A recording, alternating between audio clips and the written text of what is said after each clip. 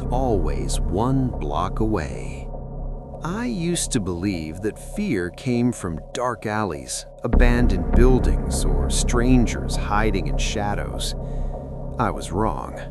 Fear came from a smiling Bitmoji on my phone.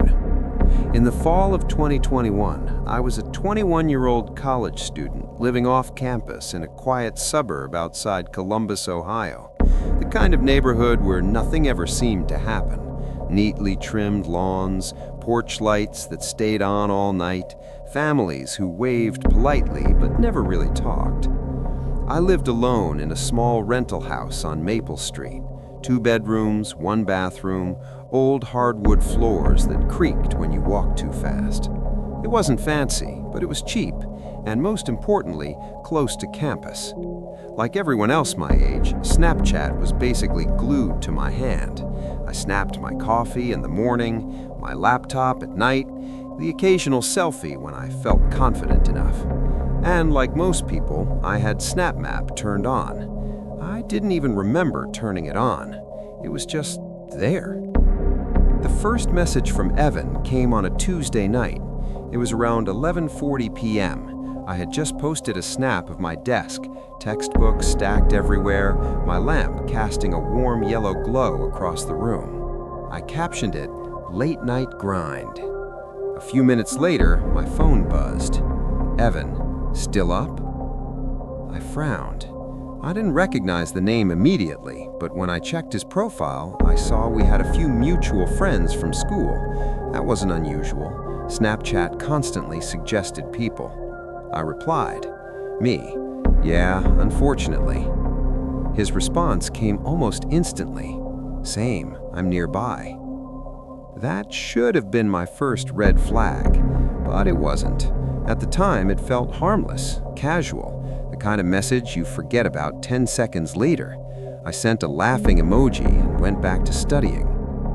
The next night, I posted another snap, this time from my kitchen, boiling water for tea. Again, my phone buzzed. "You're always awake around this time." I hesitated before replying. "Guess I'm a night owl?" Then he sent something that made my stomach tighten just a little. "It looks like you're on Maple Street." I stared at the screen. Maple Street wasn't exactly a secret. Anyone could see street names on SnapMap if they zoomed in. Still, it felt weird seeing my street name typed out by someone I'd never spoken to before. Me, "Yeah, lol, SnapMap gives it away, I guess." Evan, "It really does." That should have been the end of it, but it wasn't. Over the next week, Evan messaged me every time I posted a snap.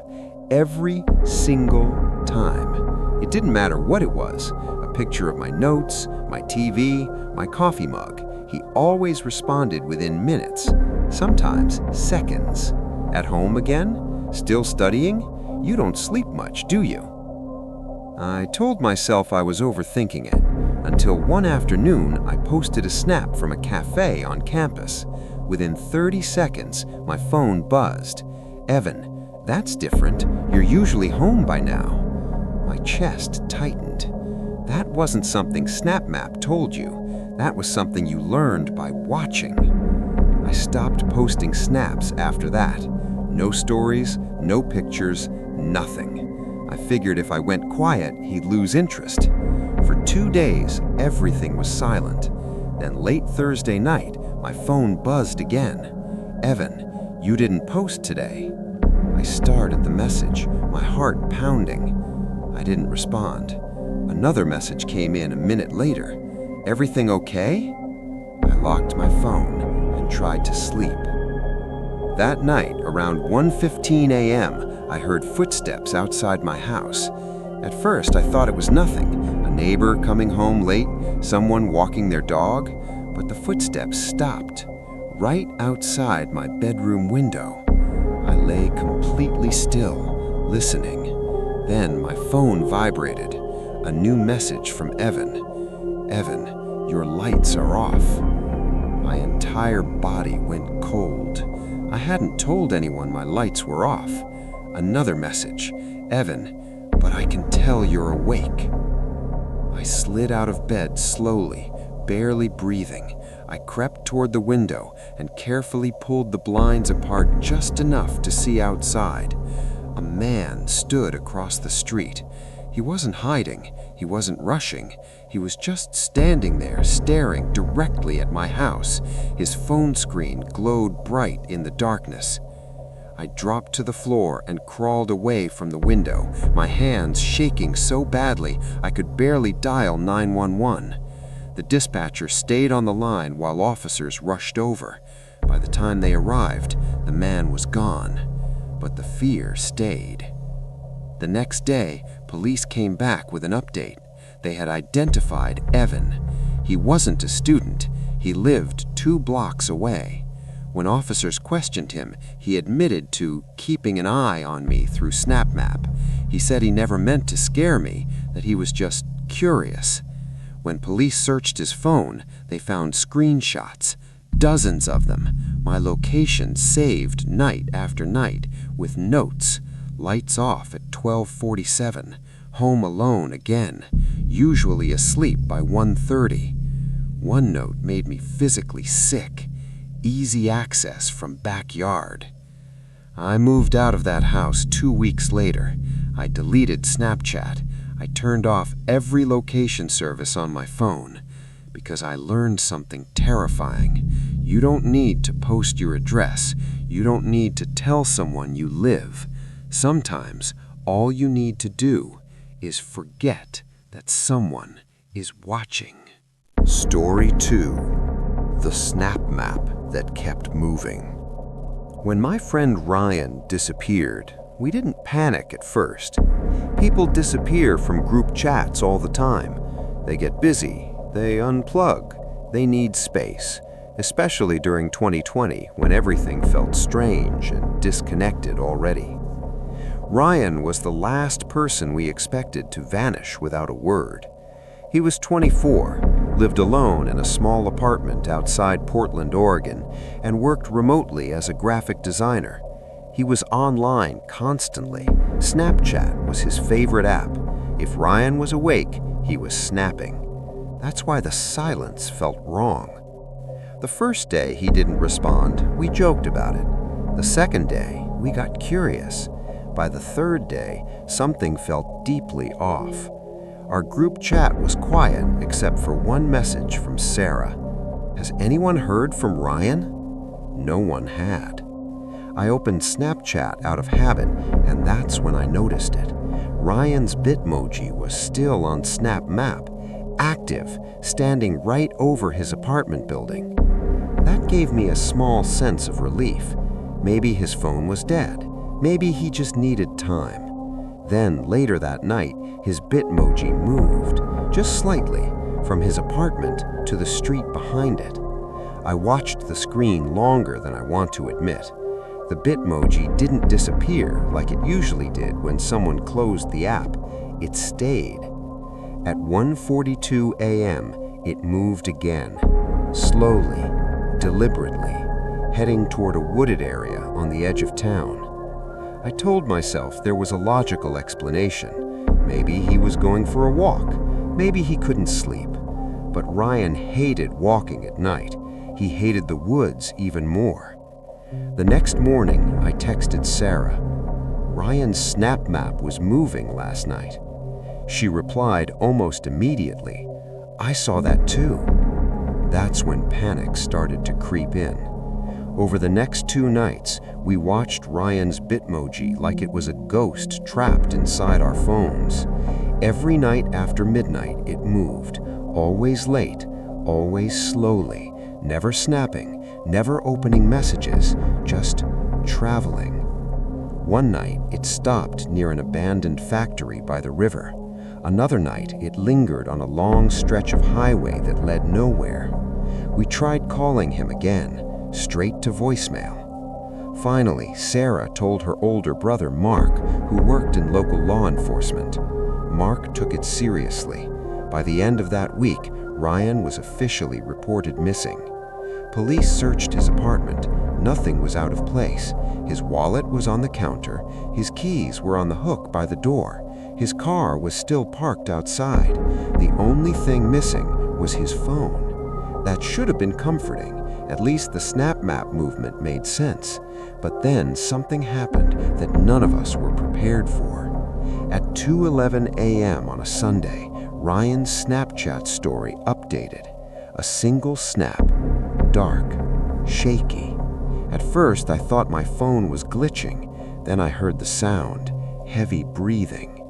The snap showed nothing but shadows and blurred motion, like the phone was held low, pointed at the ground. Leaves crunched under slow footsteps. Then, very faintly, a voice, Ryan's voice. "Please, help me." The snap ended. I felt sick. Sarah was calling me before I could even react. We both watched it again in silence. Police were notified immediately. They traced the snap map location to a forest preserve about 40 minutes outside the city. Search teams were sent at sunrise. They found Ryan's phone near a creek. The screen was cracked, the case was muddy, the battery was nearly dead, but Ryan wasn't there. The creepiest part, the phone kept sending location data. According to Snapchat's logs, snap map pings continued after the phone was recovered. That shouldn't have been possible. The battery was at 2%. By that night, Ryan's Bitmoji moved again, from the creek toward the lake. Slow, uneven, like whoever or whatever was carrying it didn't walk normally. Search teams expanded the area. For 3 nights, SnapMap showed the same thing: movement after midnight, silence during the day. On the 4th day, Ryan's Bitmoji stopped, right over the deepest part of the lake. Divers went in the next morning. They found Ryan's body tangled in submerged branches near the bottom. The official explanation was simple. Ryan had suffered a mental health episode, wandered into the woods, and drowned. The case was closed quickly. Too quickly, because there were details that didn't add up. Ryan's estimated time of death was at least 2 days before the SnapMap movement started near the lake. The snap where he asked for help? Police said it could have been recorded earlier and uploaded later, but Snapchat's timestamps didn't support that. The file metadata showed it was uploaded live after his death. His family deleted his Snapchat account shortly after the funeral, but something strange happened a few weeks later. Sarah messaged me late one night. "Please tell me you see this too." I opened SnapMap. For less than a second, Ryan's Bitmoji appeared right where the lake was, then it vanished. Snapchat support said it was a cache error, a glitch, but glitches don't show exact locations, and they don't happen at 2:11 a.m., the same time Ryan's last snap was posted.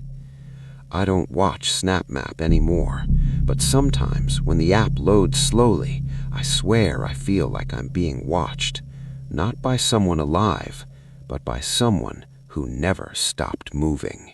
Story 3. She never needed to follow me. I didn't think anyone could stalk you without ever being seen. I was wrong. They don't need to follow you anymore. They just need your phone. In early 2022, I moved from Dallas to Austin, Texas for a new job. Fresh start, new apartment, new routine.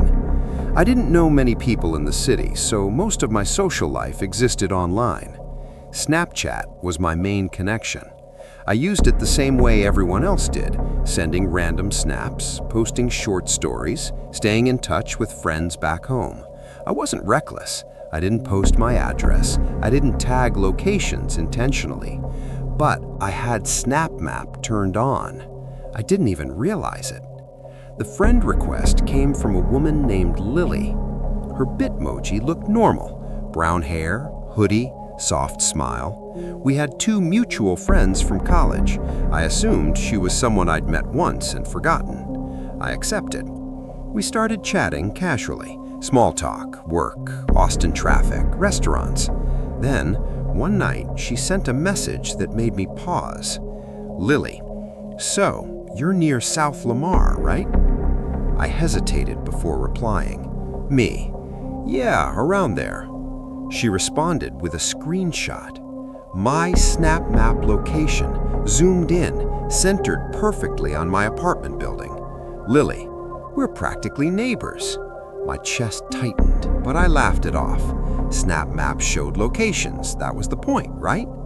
Still, something about the way she said practically neighbors bothered me.